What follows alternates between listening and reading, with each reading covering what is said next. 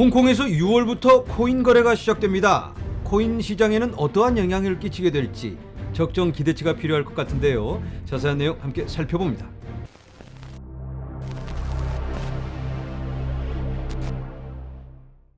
안녕하세요. LA의 비투쇼입니다.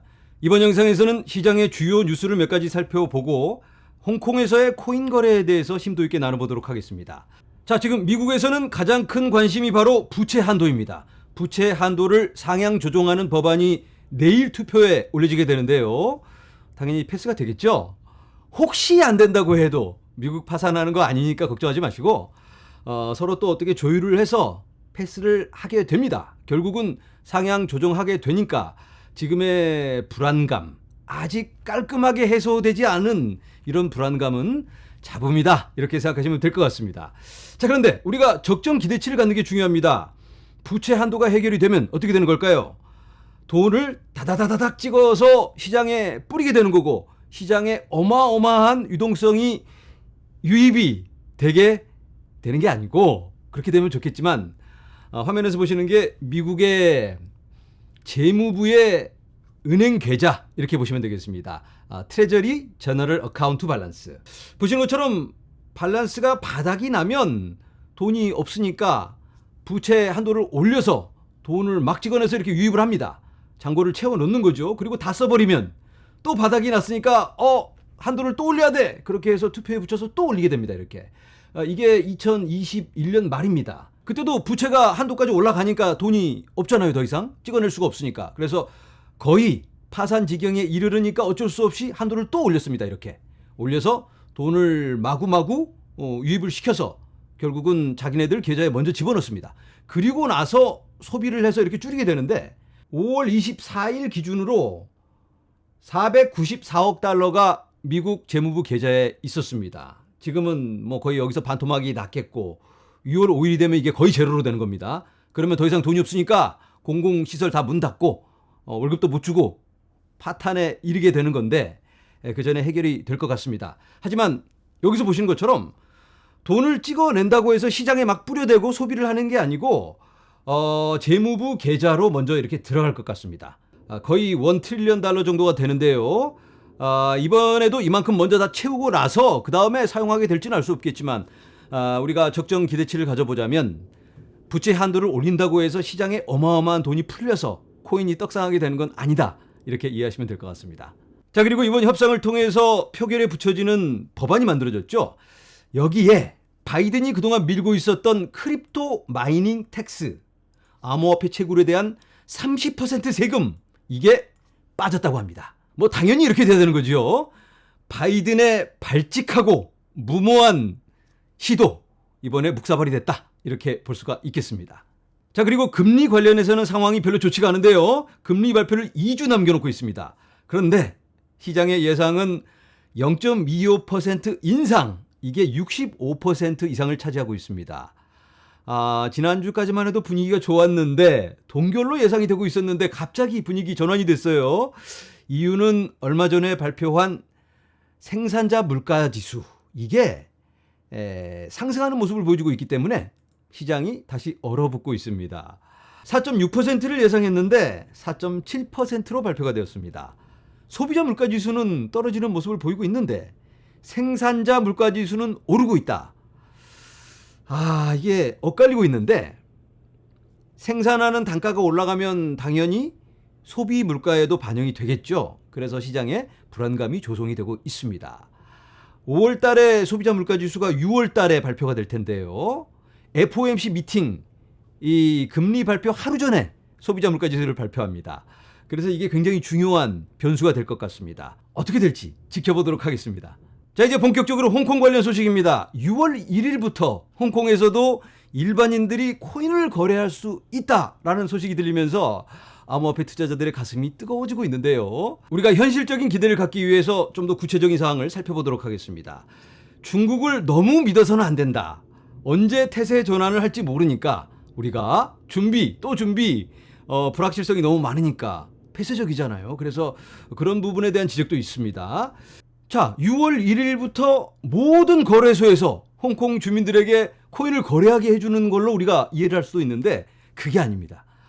화면에서 보시는 것처럼 여기 6월 1일부터 크립토 거래소들에게 라이센스 지원서를 받는다라고 합니다.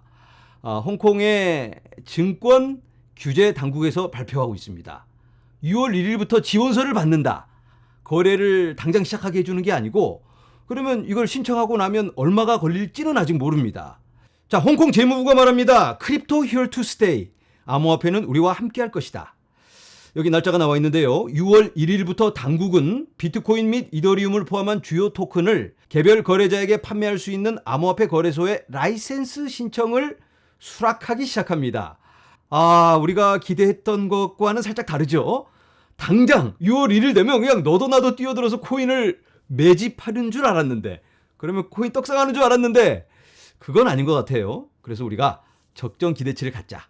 6월 1일부터 라이센스 신청을 하면 많은 회사들이 그러면 승인을 해주면 많은 거래소에서 점점 확장이 되면서 더 많은 자금들이 조금씩 유입이 될 수 있겠다.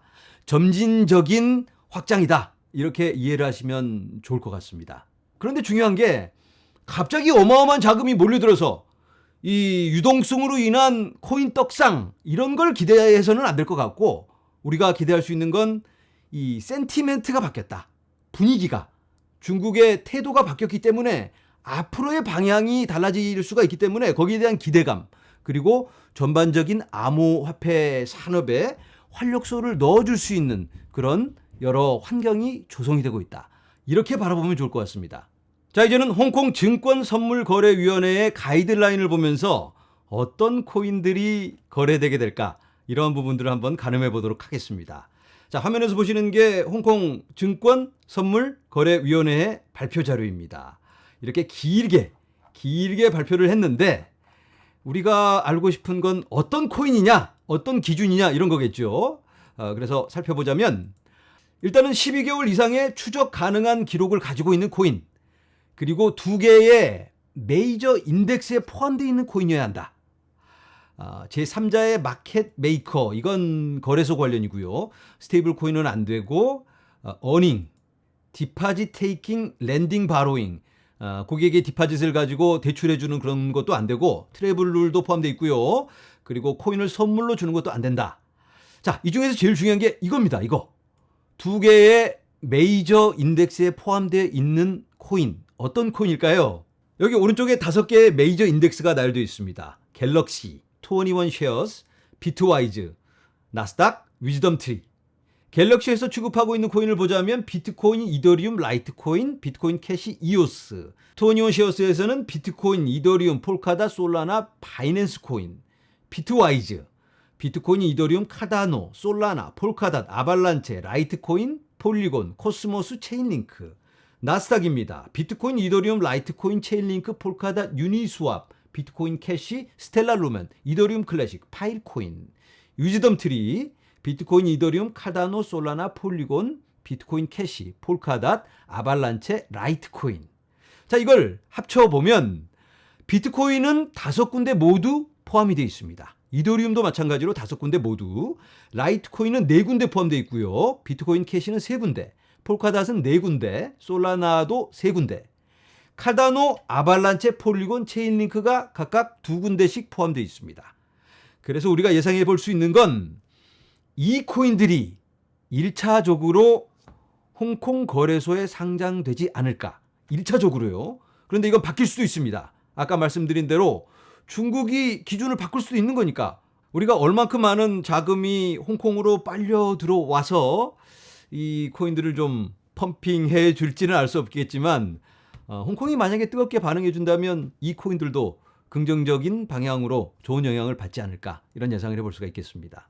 네, 영상을 정리합니다. 6월부터 홍콩에서 코인 거래가 시작이 됩니다. 일반인들을 상대로. 그런데 6월 1일부터 모든 사람들이 뛰어들어서 코인 거래를 시작하는 게 아니고 거래소들이 줄을 서서 신청서를 내면 하나하나씩 승인을 해주면서 단계적으로 코인 시장이 확장된다.